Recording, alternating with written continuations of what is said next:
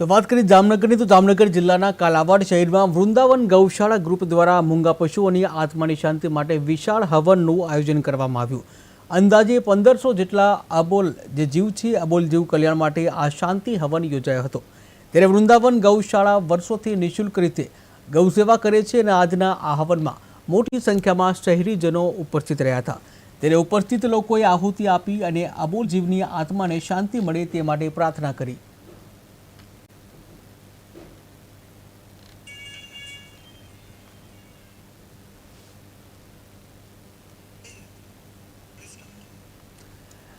तो अबोल जे पशुओं है अबोल पशुओं माटे जे प्रार्थना सभाનું आयोजन કરવામાં આવ્યું હતું।